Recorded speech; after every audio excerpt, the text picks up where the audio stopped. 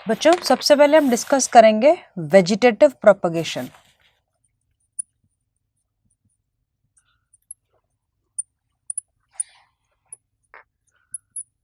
Vegetative propagation का मतलब होता है, अभी जैसे हमने डिफाइन किया, it is the production of offspring from any part of the parent body, और जनरली ये प्लांट्स में पाया जाता है।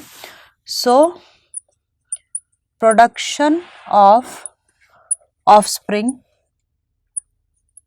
from any part of parent body, any part of parent body is known as vegetative propagation। जो vegetative propagation के offsprings होते हैं उन्हें हम propagules बोलते हैं। propagule भी एक टेक्निकल टर्म डिफाइन की जाती है। offsprings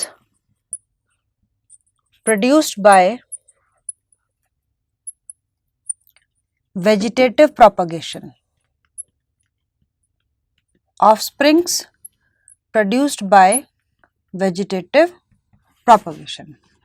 तो बच्चों ऑफस्प्रिंग जो वेजिटेटिव प्रोपगेशन के होते हैं उन्हें हम वेजिटेटिव प्रोपग्यूल्स बोलते हैं।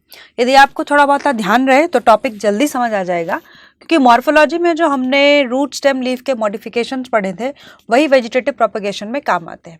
हम यहाँ पर वेजिटेटिव प्रोपगेशन दो तरीके का पढ़ेंगे, एक नेचुरल वेजिटेटिव प्रोपगेशन और दूसरा आर्टिफिशियल वेजिटेटिव प्रोपगेशन जो ह्यूमन बींग्स करवा सकते हैं।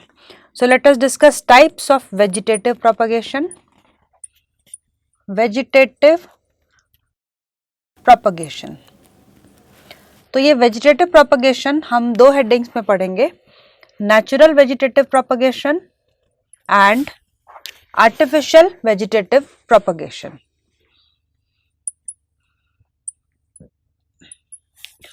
नेचुरल वेजिटेटिव प्रोपगेशन जो होता है ये कहां से हो सकता है। मैंने बोला कि भाई प्रोपगेशन का मतलब है प्रोपेग्यूल का पेरेंट बॉडी के किसी भी पार्ट से बनना, प्लांट के किसी भी पार्ट से बनना नेचुरल वेजिटेटिव प्रोपगेशन होगा। तो सबसे पहले natural vegetative propagation by roots. अब रूट में कहां से बन सकता है भाई? रूट में वेजिटेटिव प्रोपगेशन के लिए जो रूट्स हैं या अंडरग्राउंड रूट्स की मॉडिफिकेशंस होती हैं, जैसे कि हमारे पास में स्टोरेज रूट होती है, या जैसे हमारा स्टोरेज रूट्स में आ जाता है, टर्निप है, रेडिश है, कैरेट है, ये स्टोरेज रूट्स हैं जो एडिबल भी हैं और हम उनको कंज्यूम करते हैं। तो रूट के जो मॉडिफिकेशंस हैं, एडवेंटिशियस रूट, टैप रूट और फाइब्रस रूट्स, तीन तरीके की रूट्स होती हैं। ज़्यादातर जो एडवेंटिशियस रूट्स होती हैं ये रिप्रोडक्शन के काम में भी आती हैं। फॉर एग्जाम्पल पोथस या मनी प्लांट की एडवेंटिशियस रूट, पोथस की क्लाइंबर रूट होती है, ठीक है, इसकी क्लिंगिंग रूट भी कहलाती है।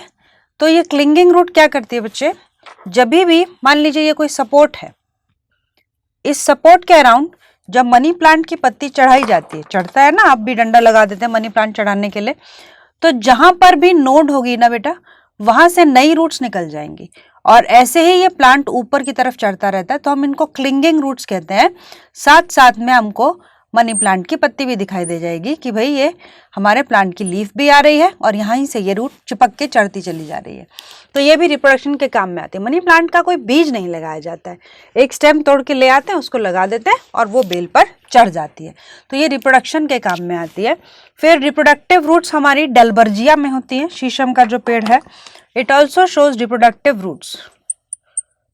डेल्बर्जिया सीसो शीशम, इसमें भी हमें रिप्रोडक्टिव रूट्स मिलती है। मैं रूट की कटिंग लगा के आराम से प्लांट को ग्रो कर सकती हूँ। अनदर मॉडिफिकेशंस, हमारे ये रूट्स जो हैं, लीफ रूट भी होती है। Leaf root in case of Bryophyllum, Bryophyllum, Kalanchoe, इनमें लीफ रूट्स आ जाती हैं। तो लीफ रूट कैसे आती है, अभी मैंने पहले भी ये डायग्राम बनाया है। ये है मेरा प्लांट ब्रायोफिल्लम का, और इसमें लीफ में ही नया प्लांटलेट बन जाता है। यहाँ से नोड से इसके नई रूट्स निकल जाती हैं और छोटे छोटे प्लांटलेट्स तैयार हो जाते हैं। तो ये जहां भी नया प्लांटलेट गिरेगा ये नया प्लांट हमें बनाकर दे देगा। तो ये नेचुरल प्रोपगेशन होता है, इसमें किसी को कुछ बाहर से इंड्यूस नहीं करना है, अपने आप रूट से नए प्लांट्स बन जाते हैं। इसी तरीके से स्टेम से भी प्रोपगेशन होता है, वेजिटेटिव प्रोपगेशन। स्टेम में वेजिटेटिव प्रोपगेशन किससे होता है बच्चे? ट्यूबर, कॉर्म, बल्ब, ये सब वेजिटेटिव प्रोपगेशन के काम आ सकते हैं, जैसे कि potato tuber, underground stem modification, then rhizome of ginger, underground stem modification, rhizome of ginger. फिर आपका बल्ब हो गया, किसका? अनियन का बल्ब हो गया, गार्लिक का बल्ब हो गया। ये दोनों ही तरीके के बल्ब आप लगा सकते हैं। अनियन तो ग्रो करना बहुत ही आसान है।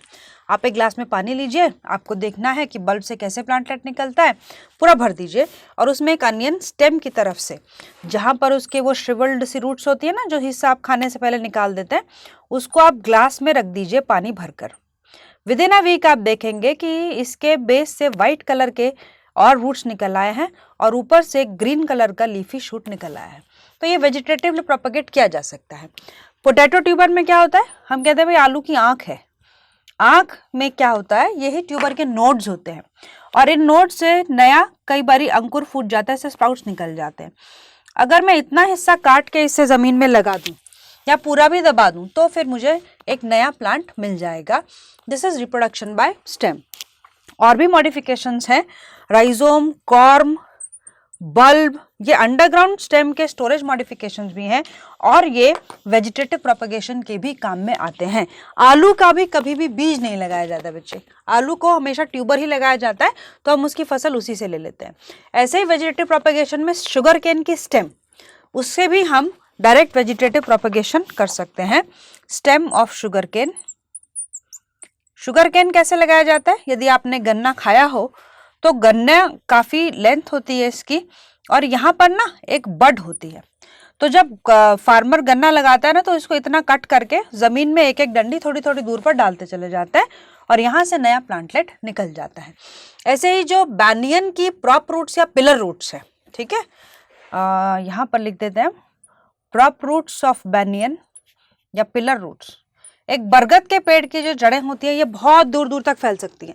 जहां भी ये जमीन को टच करेगा प्लांट, हमारा ये इस तरीके का प्लांट है। बैनियन काफी बड़ा होता है और इसमें ऊपर से नीचे की तरफ ये जड़ें निकलकर जमीन पर अपना पकड़ बना लेती है। तो बेटा ये फैलता चला जाता है और ये कई एकड़ के हिस्से में फैल जाता है। This also can lead to the production of new plants. So root और स्टेम के अलावा जैसे लीफ फ्रूट के ये मॉडिफिकेशन है, ये नेचुरल वेजिटेटिव प्रोपगेशन के काम में आते हैं। ये सब हम मॉर्फोलॉजी में ऑलरेडी पढ़ चुके हैं। थोड़ा सा आर्टिफिशियल मेथड के मोड्स बताते हैं, फिर उनका डिटेल पढ़ेंगे। आर्टिफिशियल मोड्स में आता है लेयरिंग, कटिंग, ग्राफ्टिंग और माइक्रो प्रोपगेशन। माइक्रो प्रोपगेशन या प्लांट टिश्यू कल्चर, ये सभी आर्टिफिशियल मेथड्स होते हैं वेजिटेटिव प्रोपगेशन के। Now let us discuss them in brief. थोड़ा थोड़ा पढ़ेंगे हम इनके बारे में और फिर प्रोसीड करेंगे towards sexual and asexual reproduction. एक इसमें बच्चे स्टेम में बल्बिल ऑफ अगेव आता है। ये क्वेश्चन कई बार पूछा जा चुका है। बल्बिल ऑफ अगेव, अगेव ऐसा प्लांट होता है ना, दिस इज द लीफ और इसमें ना नीचे एक बल्ब के तरीके का हिस्सा होता है। अब इसमें क्या होता है, यहां से नए प्लांटलेट्स निकल जाते हैं, इनको हम बल्बिल कहते हैं। So they are also considered a method of vegetative propagation. Now let us discuss them in brief. थोड़ा सा इनके बारे में पढ़ेंगे, फिर हम asexual reproduction करेंगे।